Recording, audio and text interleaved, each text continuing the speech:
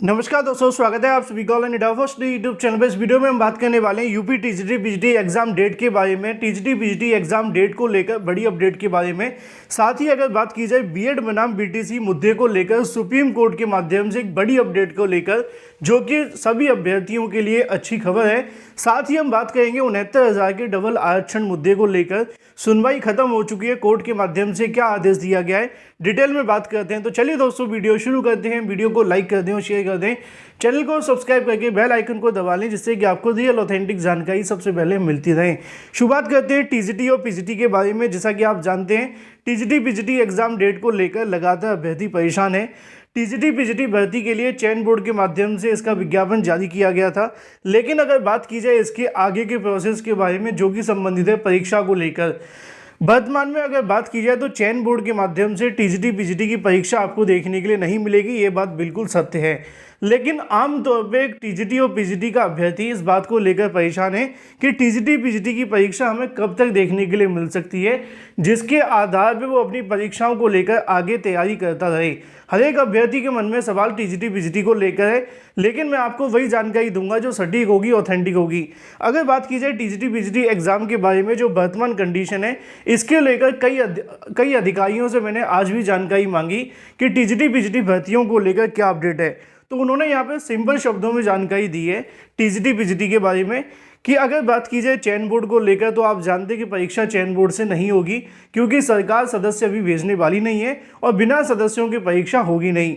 लेकिन अगर बात की जाए परीक्षा को लेकर, तो वो देखने के लिए मिल सकती है नए शिक्षा सेवा आयोग की तरफ से। अब वर्तमान में नए शिक्षा सेवा आयोग को लेकर शासन स्तर पर लगातार काम जारी है, इसमें कोई दो राय नहीं है, लेकिन अभी तक जमीनी स्तर पर आयोग आया नहीं है, चाहे जितनी भी जानकारियां निकलें, क्योंकि जब आयोग जमीनी स्तर पर आ जाएगा, कार्य शुरू कर देगा, तब जाकर कहीं ना कहीं किसी भर्ती को लेकर काम करेगा।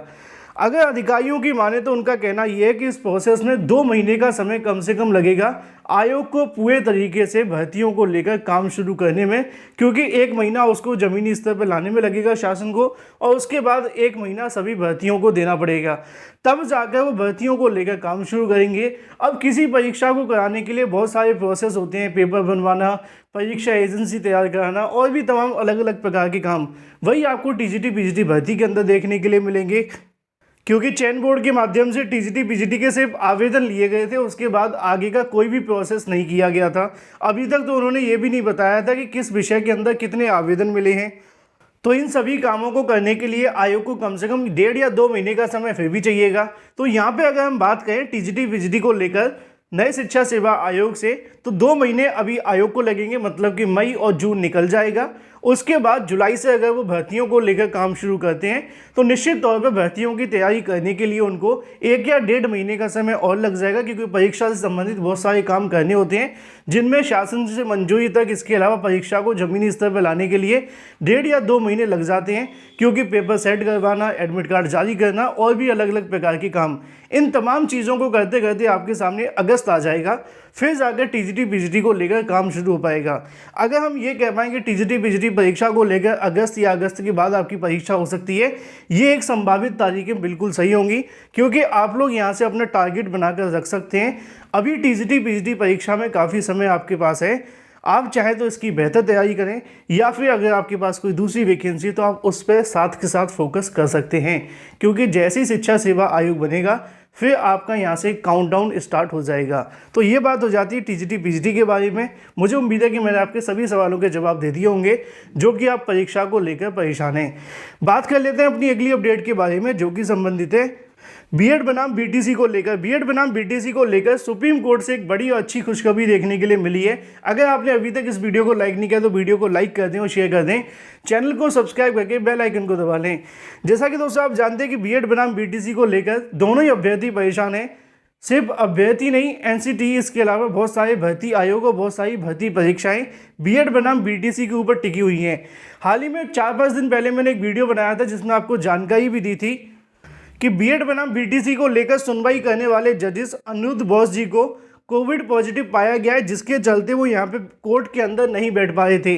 अब इसको लेकर आप सभी के सामने बड़ी और अच्छी खुशखबरी देखने के लिए मिली है सुप्रीम कोर्ट के माध्यम से, क्योंकि जैसे ये खबर मिली कि अनिरुद्ध बोस जी को कोविड पॉजिटिव पाया गया है। उसके बाद अभ्यर्थी काफ़ी ज़्यादा चिंतित और परेशान थे, लेकिन अब आप सभी के सामने यहाँ से देखने के लिए मिल जाएगा सुप्रीम कोर्ट ऑफ इंडिया के माध्यम से जारी की गई नोटिस, जिसको हम कॉजेस के नाम से जानते हैं, उसके संबंध में उनकी तरफ से बताया गया है।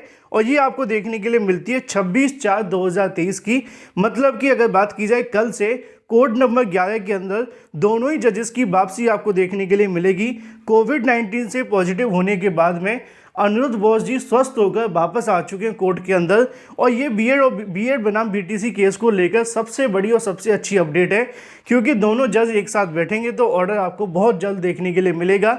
जानकारी तो मैंने आपको पहले भी दी थी कि बीएड बनाम बीटीसी केस को लेकर जो फाइलें हैं वो जजेस के माध्यम से पहले ही चैम्बर में मंगवा ली गई थी और उसको लेकर वो काम भी कर रहे थे। लेकिन बीच में जजेस को यहाँ पे कोविड हो जाने के चलते थोड़ा समय लगा, लेकिन एक बार फिर से दोनों जज वापस आ रहे हैं 26/4/2023 यानी कि कल से। अब देखना ये होगा कि बीएड बनाम बीटीसी को लेकर कब तक ऑर्डर सुनाया जाता है। अच्छी खबर ये है कि अब दोनों जज वापस आ चुके हैं। और एक बात आपको बता दूं कि बीएड बनाम बीटीसी को लेकर या कोई भी ऑर्डर हो, जब सुप्रीम कोर्ट सुनाती है या फिर हाई कोर्ट सुनाती है तो ज़्यादातर ऑर्डर को डेली कॉज लिस्ट के अंदर नहीं, सप्लीमेंट्री कॉज लिस्ट के अंदर डाला जाता है। और सप्लीमेंट्री कॉज लिस्ट 24 घंटे पहले जारी होती है। तो फिलहाल जो भी कॉज लिस्टें जारी हुई हैं उन पर आपको परेशान नहीं होना है।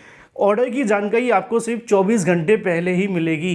तो अच्छी खबर यह है कि बीएड बनाम बीटीसी को लेकर जजेस वापस आ चुके हैं कोविड-19 के बाद। अब इंतजार है ऑर्डर को लेकर, उम्मीद है वो भी जल्द खत्म होगा। बात कर लेते हैं 69,000 शिक्षक भर्ती के अंदर डबल आरक्षण मामले को लेकर।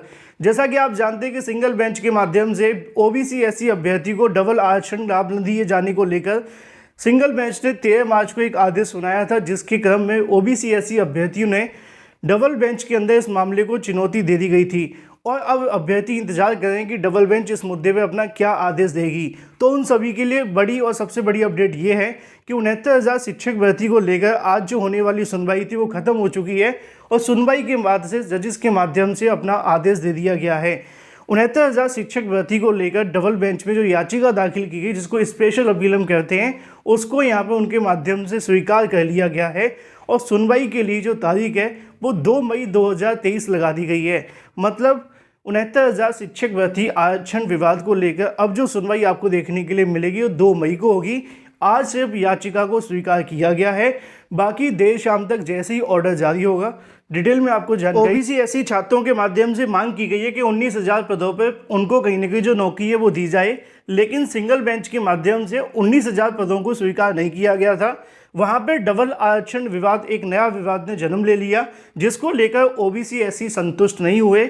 19,000 पदों की मांग के साथ साथ इस डबल आरक्षण को खारिज करवाने के लिए अभ्यर्थियों के माध्यम से याचिका दाखिल की गई थी, जिस पर आज सुनवाई समाप्त हो गई है। अगली तारीख 2 मई की लगा दी गई है। अब जो भी होगा वो 2 मई को देखने के लिए मिलेगा। फिलहाल इस वीडियो के माध्यम से इतना ही। Thank you for watching this video.